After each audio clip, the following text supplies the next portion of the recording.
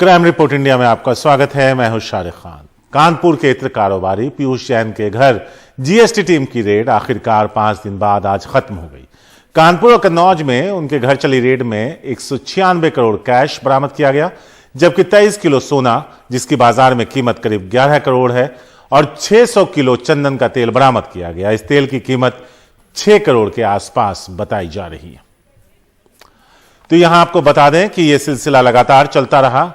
हर जगह यानी तहखाने से लेकर दीवारों से पिलर, छत, इन सभी जगहों से जब जांच की गई, उन्हें तोड़ा गया तो नोट के बंडल उगलती हुई नजर आई ये दीवारें। कई मशीनें लगाई गई। 5 दिनों तक एसबीआई के अधिकारी और कर्मचारी बैठकर नोट गिनने का काम करते रहे। इन तस्वीरों में आप देखकर अंदाजा लगा सकते हैं। एसबीआई बड़े बड़े ट्रंक लेकर आई जिसमें पैसों को भरकर एसबीआई की गाड़ी में डालकर उसे ले जाया गया। यही नहीं, इसके अलावा 1-1 किलो की 23 सोने की ईंट मिली जिस पर विदेश का मार्का है, यानी 23 किलो सोना जिसमें बाजार की कीमत बताई जा रही है 11 करोड़। तो कुल क्या कुछ मिला एक बार फिर से आपको बताते हैं कि 196 करोड़ कैश, कानपुर के घर से 177 करोड़, कन्नौज के घर से 19 करोड़, 23 किलो सोना, 1-1 किलो की 23 ईंटें, सोने की कीमत बाजार में 11 करोड़, 600 किलो चंदन का तेल, उसकी कीमत 6 करोड़, जो हम आपको अभी बता रहे थे वो आप ग्राफिक्स में भी देख सकते हैं। तो एक तरीके से अगर देखा जाए तो कानून का खजाना जैन साहब के घर से बरामद हुआ। उन्होंने कहा कि यह सब हमने कारोबार करके कमाया, लेकिन हां, गलती यह की कि हमने टैक्स नहीं चुकाया। उनके वकील ने कोर्ट में याचिका देकर कही कि जो टैक्स बनता है, जो पेनाल्टी बनता है, वो हमसे ले लें। लेकिन सोने की ईंटें मिलने के मामले में अब डीआरआई ने मामला कस्टम एक्ट के तहत दर्ज किया है, क्योंकि उसमें सोने की स्मगलिंग का भी एंगल देखा जा रहा है। जो आस पड़ोस के लोग हैं रहने वाले, उनका कहना है कि काफी सामान्य सा जीवन जीते थे। बजाज प्रिया स्कूटर पर चलते थे, हवाई चप्पल पहनते थे, पैजामा कुर्ता पहनकर जाते थे, यहां तक कि आज तक विदेशी दौरे पर भी घूमने नहीं गए। लेकिन उनका जो घर है उसमें जो गार्ड था उसे यह इंस्ट्रक्शन था, तुम अंदर नहीं आओगे और बाहर दरवाजे पर कोई खड़ा नजर नहीं आना चाहिए। यूपी के इत्र कारोबारी पीयूष जैन के यहां 6 दिन के बाद छापों की कार्रवाई बंद हो गई। उनके यहां कानपुर में और कन्नौज में छापे पड़े और ये जीएसटी चोरी के सिलसिले में पहले ये छापे डाले गए हैं। बाद में और एजेंसियां भी इसकी जांच में शामिल होंगी। एजेंसीज का कहना है कि उनके घर के तहखानों से तकरीबन 200 करोड़ रुपया कैश, 23 किलो सोना और 6 करोड़ रुपए का चंदन का तेल बरामद हुआ है, जिसका कोई हिसाब किताब नहीं मिला है। ये इत्र के बहुत बड़े कारोबारी थे और प्रोफेशनल केमिस्ट हैं, दोनों पिता पुत्र, और ये केमिकल से कंपाउंड बनाते थे और उसको बेचते थे, जो काफ़ी कीमती होता है। पान मसालों में जो खुशबू होती है उसको ये तैयार करने के एक्सपर्ट माने जाते हैं और पान मसालों में ख़ास तरह की खुशबू होती है। उस ब्रांड के पान मसाले को खाने के जो लोग आदी हो जाते हैं वो उसी खुशबू को पसंद करते हैं। तो ये खुशबू का कारोबार वो करते थे और बहुत सारे विदेशों में भी जो खुशबुएं वो बनाते थे वो यहाँ से उनका कारोबार होता था और कई बड़े पान मसाला व्यापारियों को सप्लाई करते थे। सुपारी के वो बहुत बड़े कारोबारी थे जो आसाम से सुपारी मंगा करके पान मसाले के व्यापारियों को थोक में ये सप्लाई किया करते थे। उनका घर बहुत सादा है। कन्नौज में भी देखने में घर बहुत सादा सा लगता है। कानपुर में भी जो उनका घर है वो 2000 स्क्वायर फीट से भी कम जगह में बना हुआ है। उनके घर के चौकीदार का ये कहना है कि घर के अंदर उसको जाने की इजाज़त नहीं थी क्योंकि वो गार्ड है, लेकिन उसको ये निर्देश थे कि घर के सामने कोई खड़ा ना होने पाए। तो अगर कॉलोनी के बच्चे भी अगर खेलते हुए वहाँ खड़े हो जाएं और दरवाजे में झांकने लगे तो गार्ड को इंस्ट्रक्शंस थे कि उनको फौरन हटा दिया जाए। कोई राहगीर चलते हुए भी वहाँ खड़ा हो जाए तो उनके घर के सामने खड़ा ना होने दिया जाए। तो अब ये समझा जा सकता है कि जिसके घर के तहखाने में 200 करोड़ कैश रखा हो, शायद वो चाहेगा कि कोई झांकने ना पाए उसके घर के अंदर। उनके जो इलाके के लोग हैं आसपास के, वो कहते हैं कि हम कभी सोच नहीं सकते थे कि उनके यहाँ इतनी दौलत हो सकती है, क्योंकि वो बहुत सादगी से रहते थे। बजाज प्रिया स्कूटर जो शायद आज के ज़माने में कबाड़ी के यहाँ भी ना मिलता हो, वो उनके घर में था, उसके ऊपर वो चलते थे। और लोग कहते हैं कि सादगी का ये आलम था कि कई बार पैजामा पहन के और हवाई चप्पल में ही वो घूमते थे और कई बार शादी वगैरह में भी इसी तरह चले जाया करते थे। विदेश यात्रा लोग कहते हैं कि वो नहीं करते थे क्योंकि लोगों का कहना है कि शायद उन्हें ये डर था कि लोगों को ये ना पता चल पाए कि उनके पास काफ़ी पैसा है, वो विदेश घूमते हैं, वो जांच एजेंसीज के, इनकम टैक्स के, जीएसटी के या दूसरी एजेंसीज के नज़रों में ना आ पाएँ। तो कई लोग ये भी हैरत में हैं कि कोई शख्स वो पैसा किस लिए कमा रहा था, क्योंकि पैसे का उपयोग जीवन को अच्छा बनाने के लिए होता है कि जिसके तहखाने में 200 करोड़ रुपए रखे हों और वो पैजामा और हवाई चप्पल पहन के बजाज प्रिया स्कूटर पे घूम रहा है और बाहर भी नहीं जा रहा है कि कहीं लोगों की नज़रों में ना आ जाए। तो उनके वकील ने बहरहाल अदालत में एक अर्जी दी है जिसमें कहा है कि 31.5 करोड़ रुपए अभी तक जो आपने बताया है कि हमारे ऊपर टैक्स बनता है, उसके ऊपर जो पेनाल्टी बनती है, ये जो पैसा जब्त हुआ है इसी पैसे से सरकार निकाल ले, बाकी पैसा हमें वापस कर दे और हमें रिहा कर दिया जाए। लेकिन बहरहाल ये पेचीदा मामला है, अभी इसमें और सारी जांच एजेंसीज भी शामिल होंगी। उसके बाद ये तय होगा कि किस किस तरह की टैक्स चोरी उनके ऊपर बनती है। जो सोना पकड़ा गया है वो विदेशी सोना है, उसमें विदेशी मार्किंग है, विदेशी ब्रांड की। ये 23 किलो सोना विदेश से कैसे आया, कहाँ से आया, कोई स्मगलिंग का मामला तो नहीं है, ये सारी चीज़ें अभी तय होनी हैं। लखनऊ में कमाल खान, एनडीटीवी इंडिया। और आपको बता दें कि पीयूष जैन के घर छापे के दौरान 23 किलो सोना भी मिला। यह सोना ईंट की शक्ल में है। अब इस मामले में जीएसटी टीम के अलावा डीआरआई ने भी कस्टम एक्ट में मुकदमा दर्ज किया है। डीआरआई अब इस मामले में गोल्ड स्मगलिंग के एंगल की भी जांच करेगी। ऐसी आशंका जताई जा रही है कि यह सोना दुबई से मंगवाया गया था। डीआरआई अब इस एंगल से जांच करेगी कि इस काले धन के कारोबार में कहीं गोल्ड तस्करी का सिंडिकेट भी तो शामिल नहीं। मुकेश सिंह सेंगर हैं इस बारे में ज्यादा बात करने के लिए, सीधे उनके पास चलते हैं, उनसे जानते हैं। मुकेश, जैन साहब के वकील ये दलील दे रहे थे कि हमने कोर्ट में अर्जी दी है, यह पैसा हमने बिजनेस से कमाया, टैक्स चुराया, टैक्स ले लीजिए, पेनाल्टी ले लीजिए।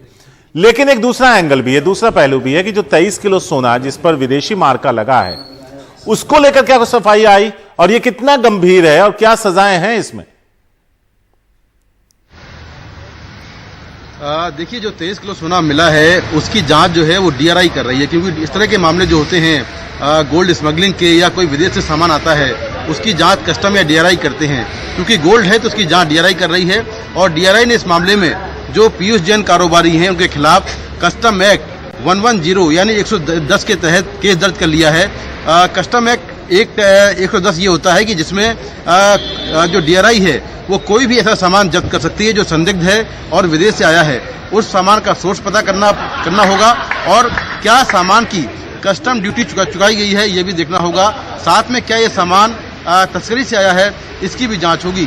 तो पीयूष जैन के खिलाफ केस दर्ज कर लिया है और बहुत जल्दी ही डीआरआई कानपुर जेल से पीयूष जैन को अपनी कस्टडी में लेगी। उनसे आगे की पूछताछ होगी कि उन्होंने ये सोना कहाँ से लिया, ये सोना किसका है, क्या सोना उनका है, अगर उनका है तो कहाँ से लिया।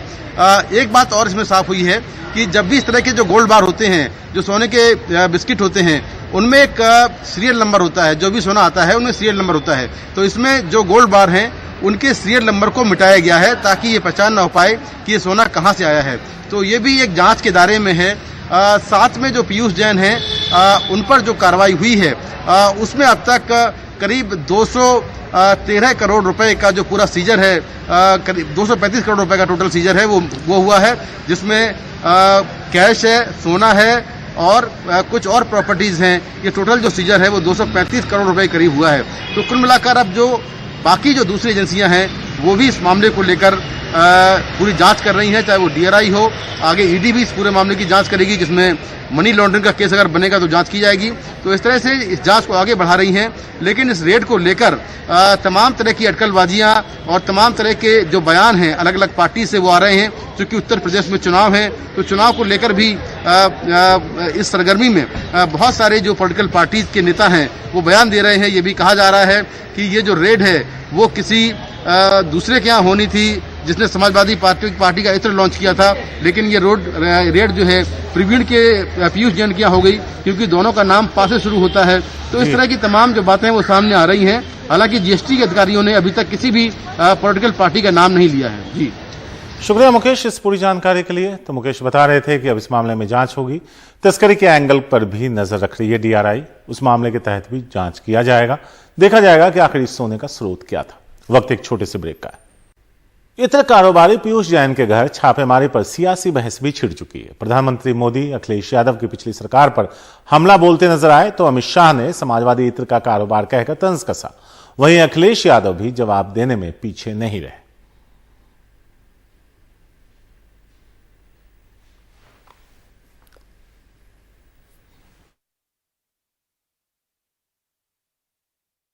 बीते दिनों जो बक्से भर भर के नोट मिली है, नोट, उसके बाद भी ये लोग यही कहेंगे कि ये भी हमने ही किया है। 2017 से पहले भ्रष्टाचार का जो इत्र उन्होंने पूरे यूपी में छिड़क रखा था, वो फिर सबके सामने आ गया है। लेकिन अब वो मुंह पे ताला लगा के बैठे हैं, क्रेडिट लेने के लिए आगे नहीं आ रहे हैं। कुछ दिन पहले इनकम टैक्स विभाग ने रेड लगाई, भाई अखिलेश को पेट के अंदर बहुत मचलन हो गई। क्यों रेड लगा रहे हो? ये राजनीतिक फैसले है, ये राजनीतिक द्वेष के कारण रेड लगी है। और आज उनको जवाब देते नहीं बनता है। ये समाजवादी अत्तर बनाने वाले के वहां से 250 करोड़ रुपया कैश मिली है। 250 करोड़ रुपया। मुझे बताओ 250 करोड़ किसका है? किसका है? ये यूपी की गरीब जनता का लूटा हुआ 250 करोड़ ये अत्तर वाले के घर से निकला है मित्रों, अत्तर वाले के घर से। नोटबंदी, इनकी योजना जो फैसला लिया था वो योजना इनकी फेल हुई है। आखिरकार नोटबंदी का असर देखिए आप, आज भी नोट मिल रहे हैं। जिन्होंने ये कहा था कि नोटबंदी हो जाने के बाद कहीं भी काला धन नहीं होगा और भ्रष्टाचार खत्म हो जाएगा, तो आखिरकार इतने बड़े पैमाने पर पैसा कैसे निकल रहा है? यूपी के इस इत्र कारोबारी पीयूष जैन के यहां कानपुर और कन्नौज में पड़े छापों में मिलने की खबर जो हम आपको बताते हैं कि 196 करोड़ मिले, जिसमें कैश को 46 बक्सों में भरकर स्टेट बैंक में जमा किया गया। 23 करोड़ इसके अलावा और भी मिले, लेकिन जो सोना मिला 23 किलो, उसकी जांच की जा रही है, जिसकी बाजार में कीमत 11 करोड़। लोग हैरानी में हैं कि अक्सर पुराने स्कूटर पर पायजामा और हवाई चप्पल पहनकर चलने वाला पीयूष जैन आखिर इतनी बेहिसाब दौलत का मालिक कैसे बन गया। कानपुर की आनंदपुरी कॉलोनी में ये पीयूष जैन का घर है, वो मशहूर पीयूष जैन जिनके घर पे रेड हो रही है। पॉश लोकेलिटी है ये, साफ सुथरी सड़कें हैं, अच्छे लोग रहते हैं, लेकिन इनका घर बमुश्किल 2000 स्क्वायर फीट जमीन पे बना होगा। और एक कहावत है कि कई लोग कहते हैं कि लिफाफा देख के मजमून भांप लेते हैं, यानी खत में क्या लिखा है ये लिफाफा ऊपर से देख के समझ जाते हैं, लेकिन आप इस घर को देख करके ये नहीं समझ सकते कि इस घर के अंदर से 177 करोड़ रुपए बरामद हुए होंगे। पीयूष जैन का घर अंदर से बंद है, घर का गार्ड अंदर ही है। पड़ोसी बताते हैं कि पीयूष घर में लोगों को नहीं बुलाते थे, बल्कि घर के बाहर अगर कोई खड़ा हो जाए तो गार्ड उसे फौरन वहां से जाने कहता था। आप लोग को ये अंदाज किसी को यहाँ नहीं होगा कि कोई इतनी बड़ी बरामदगी यहाँ को भी अंदाजा नहीं, किसी को उम्मीद तक नहीं कितना अमाउंट निकलेगा इनके यहाँ। ये बक्से रजाई गद्दे रखने के लिए नहीं हैं, बल्कि पीयूष जैन की नोट भरने को उनके कन्नौज के घर लाए गए हैं।